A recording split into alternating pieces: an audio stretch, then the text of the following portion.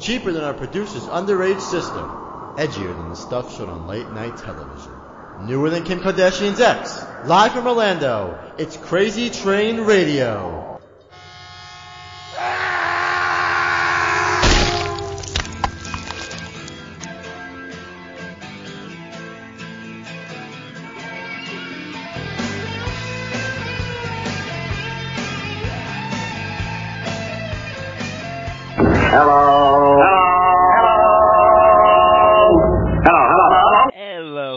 Hello, folks. Your host, Croc, and let's go ahead and introduce co-host today, who you will hear with our interview with Ricky Morton tonight, Paula Joe. We're going to leave Paula Joe's last name out of it for privacy reasons and for those death threats she's gotten. Shut up, boo! Paula, how are you doing? I'm doing awesome, honey. How are you? Awesome. Well, we got to let the people know that you are responsible for hooking us up with Ricky's number, and so we can set it up and all. And that's crazy! What are you looking forward to with Ricky? Oh, man. That man, he's just so much fun to be around. You know, you never know what's coming. Anything, really. Just getting to spend time with Ricky is awesome. When he did the show for us in Ohio a few years back at our popcorn festival, it was just, you need me for what? Sorry, I'm with Ricky. Excuse me while I whip this out. You know, have somebody else do it. So, anything. He surprises me every time he opens his mouth. So, let me ask you this, because most people may or may not have heard you before with us. Can you talk a little bit about your background as far as being involved with the wrestling business? Well, being a lifelong wrestling fan, of course, not everybody that knows me knows this is a fact. Grew up with the Von Erich boys. They were my idols. As a matter of fact, Kevin is still one of my biggest crushes. Sorry, Ron, you're just going to have to deal with that. I worked for a company in Ohio. I got into the independent scene, and I'm telling you right now, the independent scene is nothing like the big-time WWE and all of that good stuff. It's totally different, and I love it. I worked for a company by the name of Sports Entertainment Wrestling in Marion, Ohio, and they have since become part of the NWA. I'm very proud of those boys, and some of my original guys are still there. I'm in Texas now, and I had a chance to work with a guy from a company called ATL, which is a company that does shows in all over the place, Texas, Oklahoma, just everywhere down here. I was sales and marketing director, so to speak. So, but yeah, other than that, I've just been a lifelong fan, and, you know, Kevin and, of course, Mark Calloway, The Undertaker. That's my boy.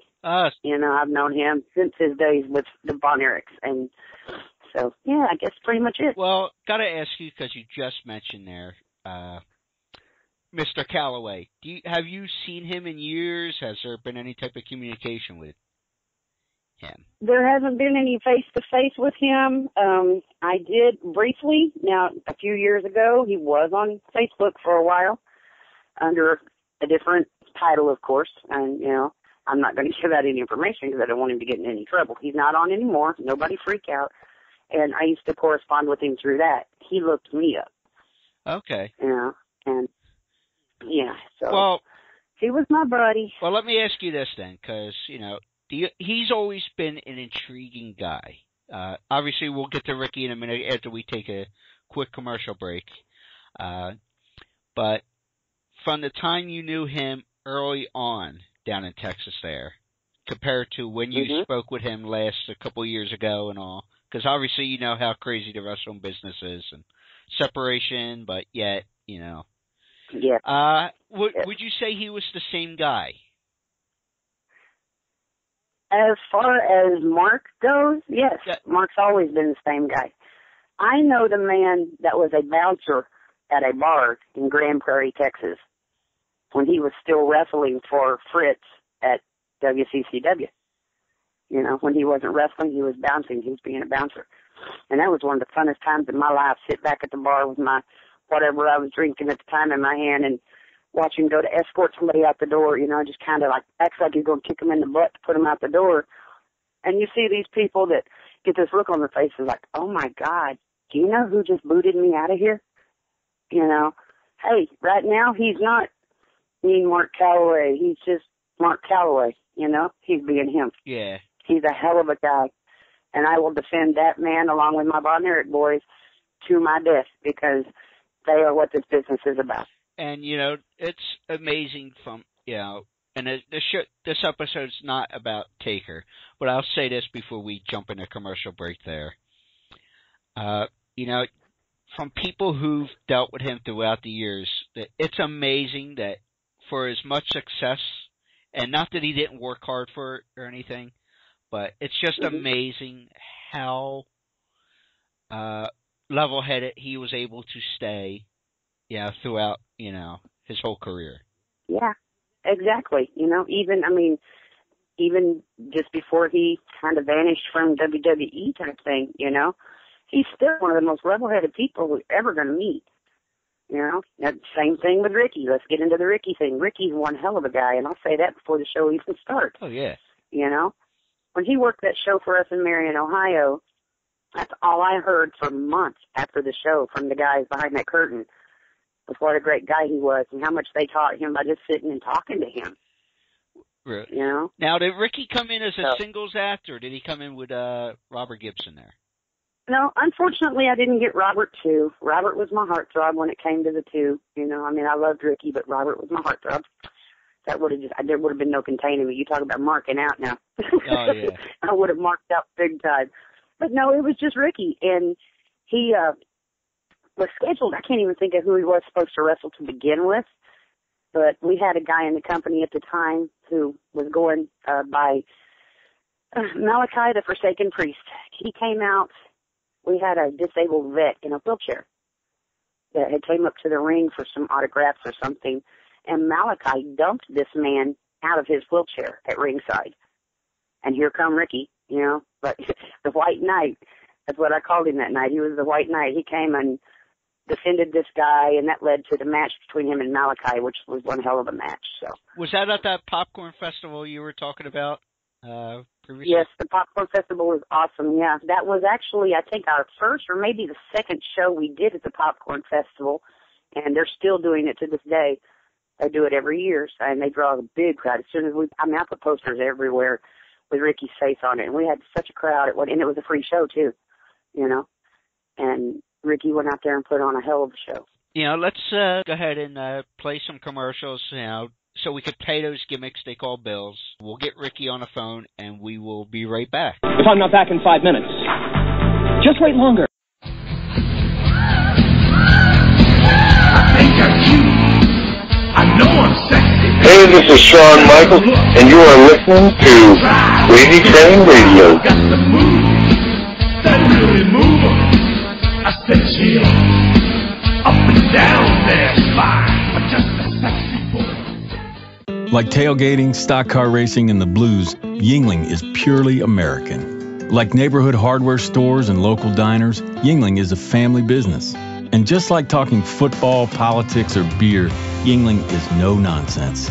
Yuengling is like a lot of things, but our lager is unlike anything else.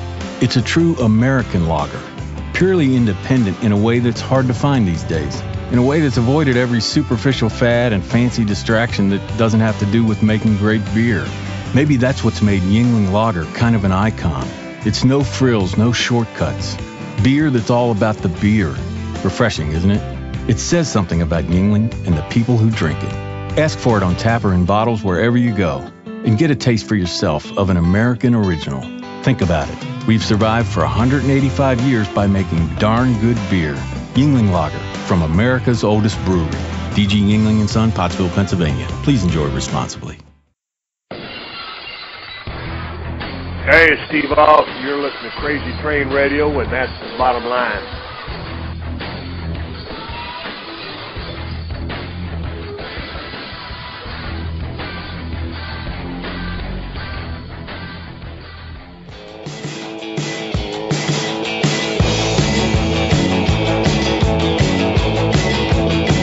Well, listen, everybody, Steve Austin, talking us out of break again. The guy on the phone right now with us, me and Paula Joe, knows Steve Austin quite well from, I believe, the USWA days. He is one part of one of the most famous tag teams of all time, the Rock and Roll Express. Ricky Morton. Ricky, how are you doing? Well, man, I'm partly fair and cloudy at this moment. No, I'm doing real good, man. I'm doing fine, dude. Just another day. What's happening? Another day, another dollar. Well, first, yeah. Well, might as well ask you, because we know you were doing a lot of, or you keep yourself busy, doing a lot of indie shots. You were saying last week that you did some shows this past weekend. How did those go? Oh, man, it was great. That was big-time wrestling out of Boston, Massachusetts. Was here in Bristol, Tennessee. And, man, I understand when you have people, like Ric Flair and Ricky Steamboat and Kevin Nash and Buff Bagwell, that both of them sold out. Really imagine that. Had great matches. And I like to thank guys like that, especially the guys that are still on WWE TV, which are, that still get the exposure that they come here, they draw. And to me, it's not, especially Flair and Steamboat and people like Robert and I, I'm not trying to be somebody or not. We're the legends, and people still love seeing that, man. It draws all. I've been on a lot of shows where, and guys, and understand me, I'm not trying to knock nobody. I'm not trying to do nothing, but I've been on shows, man, where they got, some of these guys off Impact Wrestling and some of these newer guys that are off WWE, and nobody cares. It's horrifying. They don't draw nothing. I mean, they charge out the yang, and nobody wants to see them. And then you bring the legends in, and it'll be like that, and it completely sells out. That's what's good. People remember back when wrestling was real, I guess. I don't know. Yeah. Well, that brings up an interesting point, what you just said there, where some of these guys coming off TV will charge out the yin-yang, out the ass, however you want to put it. Yeah. For somebody like yourself who is considered a legend, how do you balance that thin line in terms of what your asking price is compared to where obviously you want to put food on the table, but not, put yourself out of work? Well, see, that's what you got to do. I mean, you're right here. It's Robert and I still draw, but you got to understand, dude, we don't make the money like they do. And I'm going to tell you, man, for 2 nights' work, what Flair gets paid for to change my whole life. And but tell you that. But we do good. And I told you this before. I mean, everybody don't even understand this. We didn't make the money. These guys, I was talking, even back in the early 90s and stuff, these guys made more in one night than I made in the whole year. Off these, for events and stuff. And I never got that opportunity. Got really robbed by Jimmy Crockett and all them. But it's all right. You know what? It's my own, and it's really my own fault. And this is what I'm trying to explain to you, too, because, boy, we go in all different directions on this interview. I have a wrestling school here in Chuckey, Tennessee, and it's where I try to make the independent wrestlers better. It's where I get the guys ready to go for myself, the ones that try to go to the WWE place when they have tryouts. Just get them ready enough to know and understand what the business is about before they go there and how to do that. But another thing is to teach them how to make good decisions and how to get a great education. And I was telling you earlier about the things with Crockett. It was my own fault because I really wasn't educated enough to know that I was getting screwed up the yang, and they did all that. And this is what I try to teach these kids, man, to make them understand. It's not only about the wrestling business.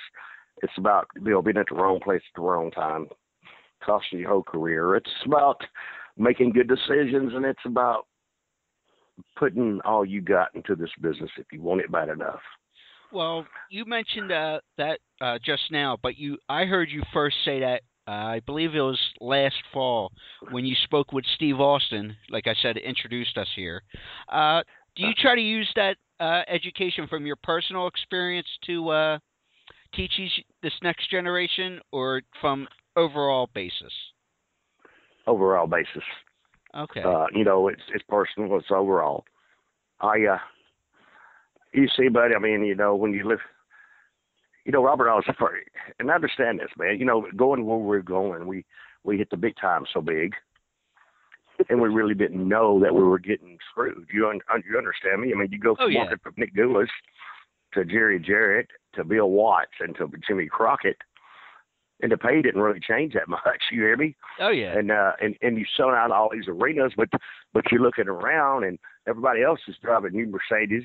Jimmy Crockett's got brand new airplanes, and Dusty Rhodes has got all this brand new stuff, big old mansion. But we don't. You hear me? Oh yeah. I'm just and don't tell me it's the dance because they took the money. And that's what I'm trying to tell you. Oh yeah. Okay. Well, would you say that's more of the political game within the wrestling business for some of that? Buddy, everything's political. Yeah. Not even in our business, but every business. Yes, buddy. If you're not in, and I'm going to tell you, I just speak it right out the mouth. If you're not in the clique, you're not there. Even today. Amen. And it's so sad to understand because I'm out here on the independent circuit. I know. I meet young kids today that are, and I watch them, and they're great workers. And they're trying to get a chance to go to WWE, and they don't have a chance of a snowball in hell because of the political situations. And, and I like to be one of these persons that give credit where credit due, to give somebody a chance. They don't have to be your, because I'm not your friend.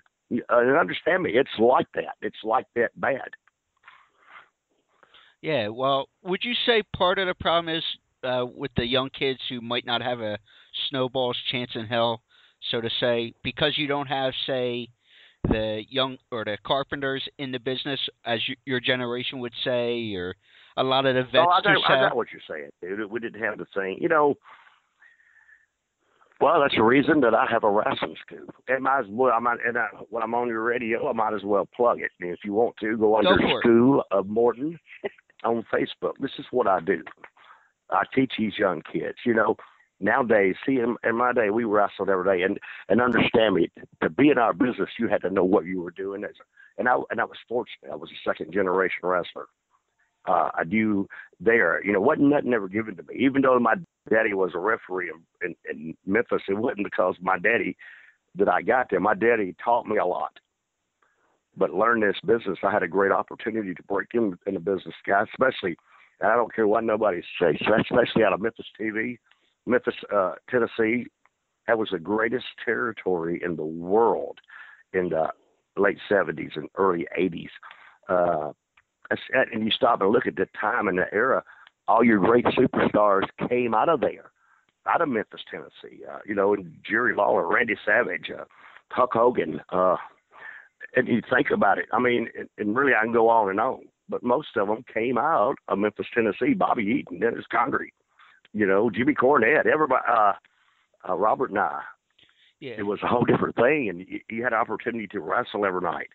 You had an opportunity to go to different territories to learn and to work and get to know the boys, and because you had different territories, not to just to wrestle for the company and you're there for 30 years and nobody else gets a chance.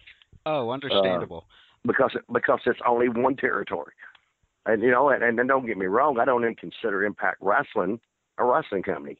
That's the most horrible shit I ever seen in my life, and I'm just speaking out, and I'm just telling you the truth. I watch it on TV. Here I am out here been in this business for 40 years, and I can't get a job for them popping popcorn. And whoever's running their companies up there, and I put it like this, and I'll tell you the truth. It's people like them that think they know everything but don't know shit. Oh. And that's the reason it hurts everybody in this business. Oh, yeah. And then the guys that come off that TV. And then, but listen, then when everybody comes off that TV, well, they think they're superstars. And now here we are on the independent circuit. They want $5,000 a night. Well, to me, want one hand shit the other one. That's the way I figure on that. Yes. I told a promoter the other day, I said, when a guy quotes you a price like that, he's trying to see if you're a mark or not. Now, if you pay him $5,000, or this is my great one, I'd usually charge $5,000 and I'd give you a good deal at $3,000. I'd eat horse shit for $3,000. But what I'm trying to tell you and understand me, all they're doing is telling the promoter, if you want to pay me $3,000, I come. But I've been on contract. I don't need the money. But if you're stupid enough to do that, I'll come and work for you. Well, since you brought it up, I'll throw the plug out there real quick because I got it up right now. It's facebook.com/School of Morton. If you want to get more information for the school. So check it out because Ricky obviously knows what he's talking about, and I think Paul or Joe would agree with me on that. Yes.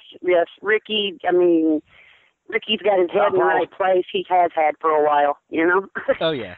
So. Well, it's what I got. It's just things I do. And look on there, and I'm not asking for a handout. I didn't make the money they got. And some of the guys are going to read this. I don't want you to take this wrong. On there is where I asked the fans to help me get a ring. And it's not because, some people this and that.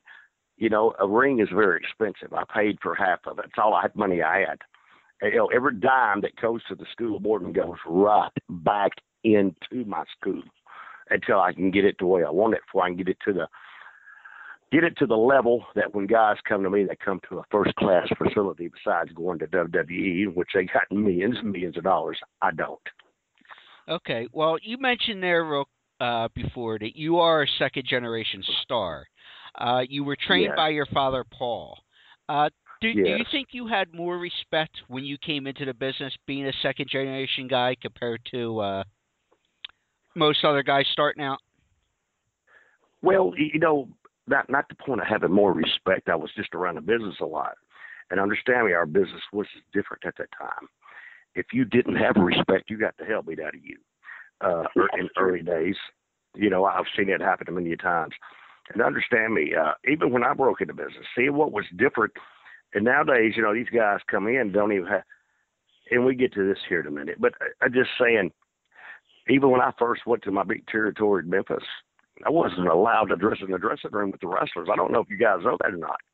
Young guys, when you first come in there, you first started in the business, you dress out there in the public bathroom or find you a closet somewhere. You wasn't allowed in the dressing room. And see, that's it. Nowadays, I go to independent wrestling, and every Tom, Dick, and Harry's got their girlfriend sitting in the dressing room. Here you walk in, or their boyfriend, and I'm telling them, I said, guys, listen. And look, guys, I've been, I got a wife in this business either. You ever seen my wife in the dressing room?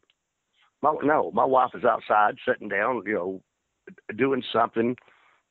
But you walk in there, and here I am doing that dress. Oh, it's my girlfriend. It's all right. No, it's not all right. Get your girlfriend out of the dressing room. This is a man's locker room, and little things like that. And then I'm going to go sacred ground. And then I'm going to a point, and this probably piss a lot of people off too, but I really don't. But you got to understand who our business. A lot of guys can't make it in this business, so they open up their own wrestling. And guys.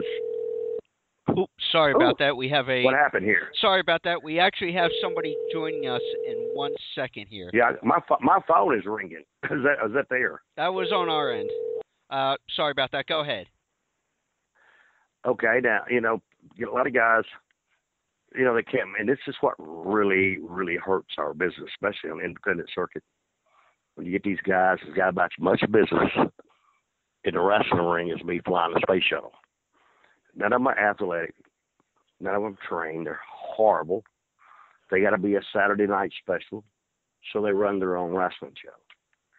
And then out of running their own wrestling show, like the fairs and stuff that we used to depend on, they bought shows and sponsorships. These guys go out and get sponsorships and then when they see this wrestling that's so horrible, after the first match, they get up and walk out and never allow them back, never get the sponsors again. Just, it's so embarrassing, so horrifying. And I'm just telling you, that's the way our business is today. But see, back then you didn't do that. It was a respectable business, what you had to get. And I got to say that it's good for WWE guys. In order for them to get there, they got to work for it. But understand me, it's a whole different ball game, I guess. I don't know off of that. Well, all right. Well, let's take a quick break real quick. We'll be right back. As you go through life, you're faced with a decision. Should I fit in or should I stand out? Blending in tends to be easier and safer. But there's something bold, something honest about standing out when you do it for the right reasons, for things you believe in, things that are important, things like beer. That's why we started brewing Yuengling Light Lager. For more than 40 years, big beer corporations have dominated the market with their idea of light beer. Each one is pale and forgettable as the next. We believe it's time for something different, not for the sake of being different, for the sake of being beer. A lower calorie beer with a true lager taste.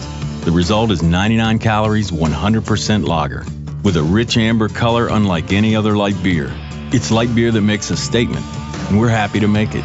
Next time you order a light beer, make a statement of your own. Think of it as a declaration of independence. With Yuengling Light Lager, rethink your light beer. DG Yuengling & Son, Pottsville, Pennsylvania. Please enjoy responsibly. Do you enjoy murder, madness, and mayhem? Then find it with the King of Horror, Andy G, and the Madcap Groove Geek Keith on Talking Terror Presents on blogtalkradio.com and iTunes. Talking Terror Presents, where no film is too good or too bad. Stay scared.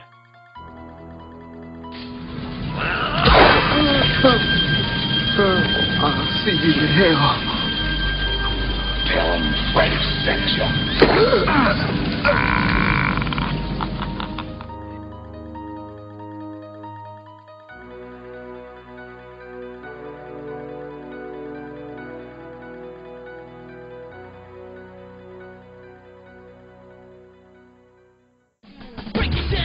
Hey everyone, this is X-Pac from D-Generation X, and you're listening to Crazy Train Radio. And if you're not down with that, I got 2 words for ya. Suck it!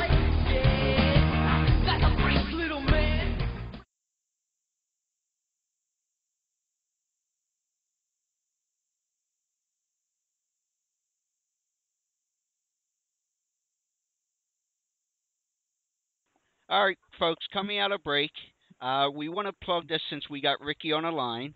Right now, we currently have a gentleman by the name of Michael Elliott joining us. Michael, how are you? Doing great, man. How you doing tonight? Good. Michael was the director, so we can let everybody know, of a documentary involving Ricky. Michael, what can you tell us about that?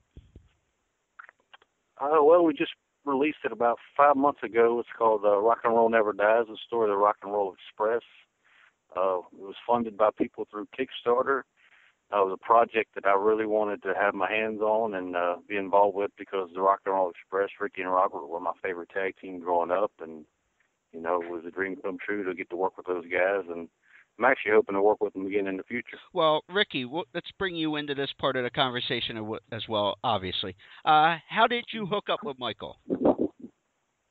Oh, I guess over phone calls and him coming to the wrestling matches and telling us his ideas. And but I gotta say, hi, Michael, how you doing, man? We had a great time and great fun doing this.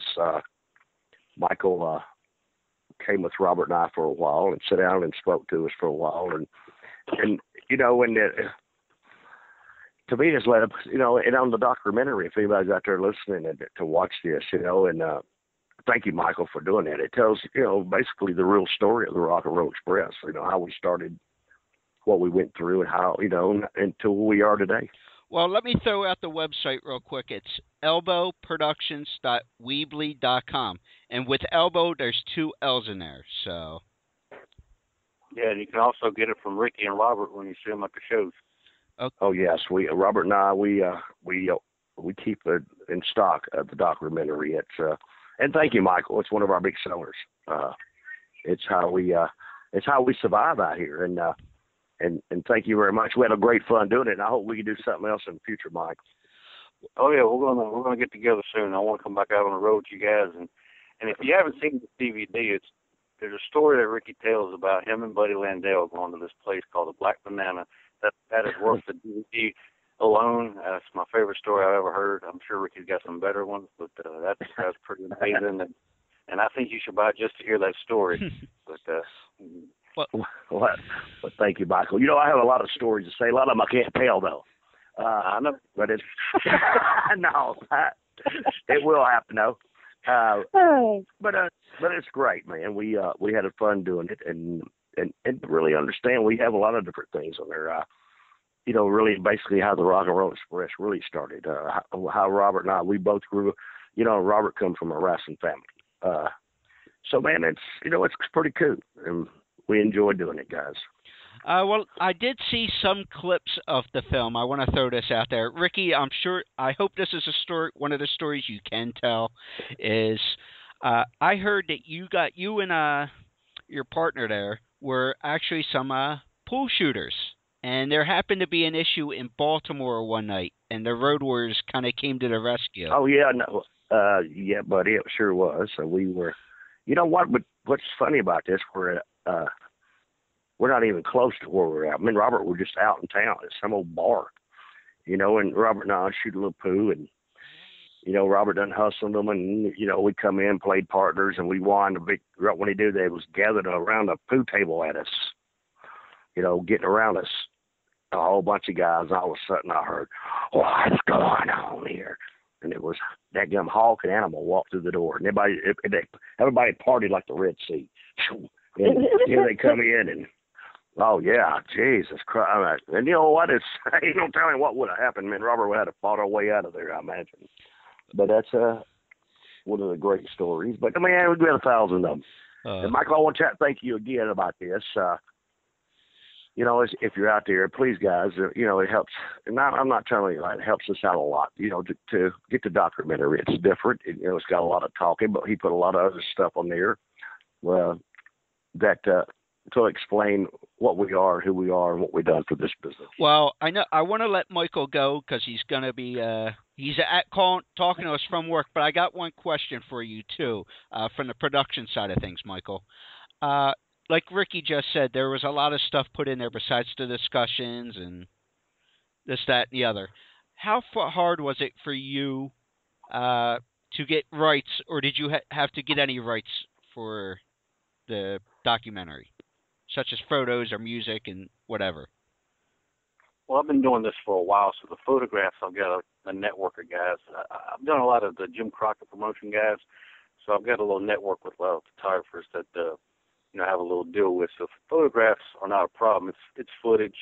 Luckily, the Smoky Mountain era was shot by a lot of people, and Jim Cornette shot some house show stuff that he let me use for this documentary. So there's a lot of unique footage that's on disc 2, disc 3.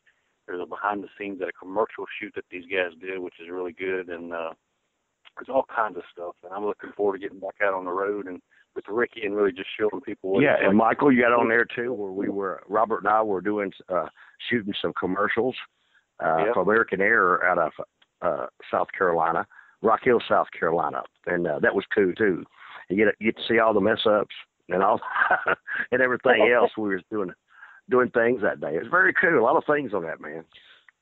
Well, Michael, he's like I said, he's the director. Go through the website. We'll have a link with the interview out there. Thank you so much, Michael. Thank you, guys. Ricky, I'll see you down the road, man. All right, buddy. I'll be seeing you on, matter of fact, at the Strawberry Festival coming up, huh? I'll be there. All right, man. See you, Michael. Thank you, sir. Ricky. You know what? Robert and I were never on a contract. We never signed a contract. We never signed papers. So I don't understand how we have to ask permission for our own stuff. That really kills me. I don't know. So you can answer that question for me. All kinds of legal bullshit, Ricky, and all, Oh, I know it. And if you turn on WWE, the network, Robert and I are always on there. And you know what? And never got a dime for nothing. The latest cage matches, all kinds of stuff. Never got one dime from WWE. Not a penny. That surprises me because, do you think you should? Have you tried to contact them and said, hey, not that you're looking for millions and millions. They don't even want to talk to you, dude. I mean, don't even talk to you. Hang a phone up on you. You got to call this person, call this person. Well, by the time you get through calling the 150th person, you done blowed up. It's the next day. So, I mean, it's so hard. No, they don't. And don't give I'm not one of these guys that's going off. I'm not asking for a hand. But it's just like, and I tell you this, Robert and I did a lot in this business and for ourselves. And, it's like Jacks. They come out with one of the action figures of Robert and I. And do you know, I don't know why they didn't go back. As soon as they come out, they sold out because nobody ever had one. And if you go on, today, if you go on eBay and look for them, they're $150, not even signed. So understand. We can't. I would love. How much that'd change our life just for Vince to make an action figure of us as a legend? That'd be great. Oh yeah. And I'm not asking for a handout. I love to come. That's all right. But let's go. We can change the subject if you want to. But yeah, we can. But I want to wrap this up with asking you about a few people, if that's okay with you. That's fine. All right. Well, obviously, there was just an announcement. We're recording this on a Tuesday. Yesterday, with a tag team named the Bushwhackers, some known as the Sheep Herders, going into the WWE Hall of Fame. What do you think of those guys? Yes. I love them both. I love them. I loved all three of them. Jonathan Boyd died. Butch and Luke, they're good friends of mine. And understand me, they had a great run at WWE. They deserve to be in the Hall of Fame. I'm not jealous. I'm not fighting them. They did. They want to put a tag team in there. I don't see why not. But they had a great run there. Okay, Robert and I didn't. But do you think now introducing a tag team in? Granted, like you said, they had a run there and a great run. But do you think that opens the door for such as teams like yourself and Midnight, and you just go down a line of great teams throughout the history of the business? Well, buddy, I think it should. And don't get me wrong, guys. Here we go at a point, and I'm not here trying to pat myself on the back. Dude, I worked hard. Robert and I, at the time, with the Midnight Express, dude, we broke records, attendant records that were unheard of at the time and era until they built bigger arenas. We had some of the most classic matches, and I go back, and even though I'm watching myself every now and then, I watch some of the old stuff of us in the Midnight Express. It's a lost art that nobody even comprehend now about working in our business, about putting asses in seats, about knowing, because in our day we had to depend on each other to make a living. I think that we deserve something. Okay. Yes, you do. Well, Midnight. I think we deserve something. Yes. Okay. And if they put us into the Hall of Fame, they need to put the Midnight Express in the Hall. We need to put all of us in the Hall of Fame. The Midnight Express, let me the go on record. Express. I'm right sorry. on with Jimmy Cornette. Didn't mean to cut you off, but let me go on record right now as saying, when we hang up this phone, Paula Joe's starting a campaign for next year's Hall of Fame, darling. Okay. Well, it's, and it's great. I want to thank all the fans out there for doing that. I've seen a bunch of signs that people post on my website, Rock and Roll Express Hall of Fame. The guy on WWE, that was Chad Adams. Had them big signs on WWE all the time. That was cool. Yeah. At least they threw it out there. That's people that we love, people that stand behind us. Let me tell you, man, we have some great loyal fans out here, and I don't know where you're playing. Are you playing? We're playing all over the country. Yes. Actually, we'll be that's worldwide. Great, because and I'm glad it's worldwide because it's a whole different ball game from even wrestling from up north in the United States and wrestling down south. Down south, buddy, we tear it down here. And what's really great is the people are starting to study the history of professional wrestling. Now when we're coming up north, we're doing a lot better business. And, and out in Texas, man, that's where I started at for Joe Blanchard out there. Southwest Championship Wrestling, dude. We tore it up out there in Texas. Well, and everything. Well, before we Oklahoma. ask you next person, sorry to cut you off there, because you were saying how the fans up north talk about you. We had one of our fans contact us from the Philadelphia area. His name's Kurt Clifford. He was talking about, when we announced we're going to be talking to you, he goes, great wrestler, loved the Rock and Roll Express when I was a kid. And he talked about the feuds such as with Midnight and the Russians and the Road Warriors at the Civic Center there in Philadelphia. So you're definitely right on that. Great place to wrestle. I love that place. Okay. Is this still there? Yeah. That's a great place. Yeah, I think the building's still there. So. Okay. But what was you going to ask? Next person, and he speaks so highly of you, Shawn Michaels, because of how you treated him early on in his career. Yes. What's your thoughts on Shawn? Best worker in the business. And I say that. He was the best babyface, best worker in our business.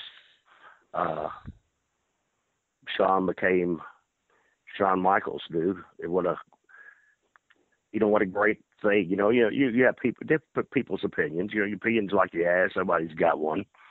I could sit here and say all kinds of things, but to me, you asked me a question, and when you ask me a question, I tell you the truth. Shawn Michaels, in my opinion, is the greatest worker, the greatest babyface ever in the history of professional wrestling. Jim Cornette and the Midnight Express. Greatest tag team ever. And that's all the Midnight Express, not just one or two. That was all of them. They were great workers. Understand me. Jimmy Cornette, the best talker in the business, to be, in my opinion. Bobby Eaton, Dennis Condrey, Stan Lane, Randy Rhodes. These guys were all fabulous, great workers that taught you when you wrestled with them. And our business was how to put asses in seats. And, buddy, that's what we done. Well, two more for you. Jerry Lawler. Jerry Lawler? He's right there with Shawn Michaels. You hear me? Jerry Lawler's the best storyteller worker there is in the business. Jerry Lawler's the one that gave us the Rock and Roll Express, by the way. If everybody out there wants to know where we were invented, Jerry Lawler invented us. Two country boys. Can you imagine that? Two country guys being the Rock and Roll Express? Country and a bowl of pinto beans. But we pulled it off, didn't we? Yeah. Great. But he actually designed your first pair of spandex tights, correct? No, he didn't design them. They belonged to him. And he had two pair, and one of them was, because I was working for Joe Blanchard in San Antonio, Texas, and Robert was in Florida, and he brought us in. And we had to be on to do our thing. We had no time to put nothing together. And we went to a flea market out back of it was on a Sunday that day when they had a flea market. One bought feathers, bandanas, and all kinds of stuff on it, and the spandex. Nobody had seen that stuff yet, and Jerry Lawler had those. At least he had one purple pair and one skin-colored pair. I got the purple, and Robert looked like he was naked, and he is. Because we wasn't used to it. We was embarrassed to even come out the door. Hell. Kidding you. But look where it led us to, man. Well, did that lead to the level of attention you got from the fans with the design of your outfits, from like gifts and just everything? Everything did. Not even that, the Rock and Roll Express, but Robert and I, we were in our time, we were two great workers. We could, and as time went on, my daddy taught me this too. If people paid to see you, you give them everything you got, and we done that. Dude, well, we tore places down. We gave people what they wanted. It was a new era, especially when we went to Louisiana. They never seen nothing like that before, and instantly, and and the way they brought us into North Carolina with Jimmy Crockett, just coming right in, beating the Russians, and I got my hats off to Dusty for that, because Dusty got these guys over the Russians, but man, well, there's like nuclear bombs, and then Robert and I come in, brother, and blew them up, it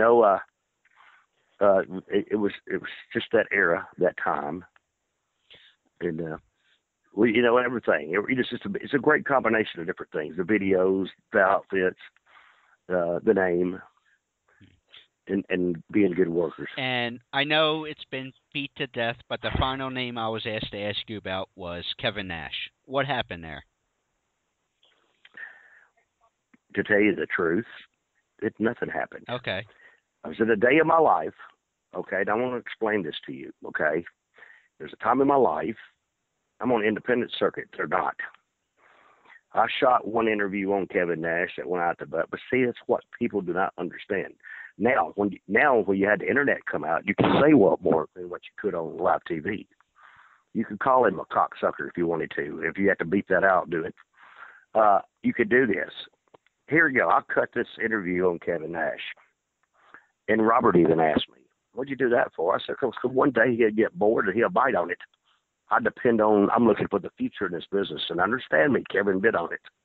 We drew the biggest, I don't care what anybody says, we drew the biggest independent house ever in professional wrestling. We drew a $74,000 gate. And plus it did, the pay-per-view did better than the TNA ever done. I made a hell of a payoff like that. Kevin made a hell of a payoff of it. As soon as the day I shot the interview, Kevin knew. Kevin's my friend. You hear me? Hell, I wanted to work with him, guys. So look what we done. This is what we have lost in our business. And before I hang this phone up, I want you to understand, and I tell this all the time. And this is the same thing with Kevin and them here. In my day, buddy, we shot angles and we went to the ring and we protected each other. And we kept each other. We depended on each other. And we shot angles, and everybody believed it. Even you believed the interview I shot on Kevin Nash, didn't you? Well, I didn't know enough about it, but it was interesting, and a couple fans had asked about it. So, all right, now look at today's wrestling. Now, understand me. Everybody believed it. Yes. Look at today's wrestling. They go out there, they beat the living shit out of each other. They don't know if they're going to get their arms broke, their back broke. They don't have a clue sometimes about what they're doing. They go through hell. They try, and you know what? Nobody believes it. That's the difference. Yeah, people bid on that one. So what's that? I said people bid on that one, so that's definitely sure. Yes. So. Yes. Ricky Morton, thank you so much.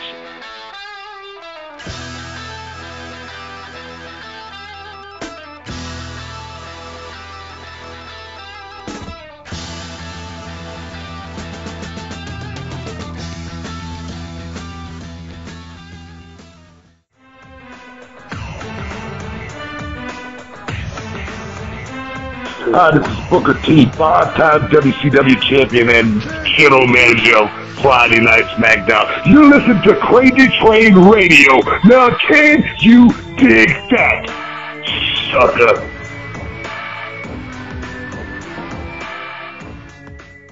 These days, there's no shortage of people ready to tell you what to do. I'm not one of those people, because I'm here to talk about Yuengling Lager from America's oldest brewery. A company that was told what to do several times over and generally ignored the advice. I could say that that's a reason to drink it, but that's your call. Some folks like beer that stands for something. Others like beer that tastes like something. If you're looking for taste, look for the rich amber color of Yuengling Lager. It's a sign of a well-crafted, distinctly satisfying lager. If you want a beer that stands for something, consider the beer that stood for something since 1829. For 6 generations, Yuengling has chosen brewing right over brewing big, every time. Yuengling just stands for beer, says something about Yuengling Lager and the people who drink it. I won't tell you what to drink, but think about it. We've survived for 185 years because we make darn good beer. Yuengling, American-owned, family-operated. DG Yuengling & Son, Pottsville, Pennsylvania. Please enjoy responsibly.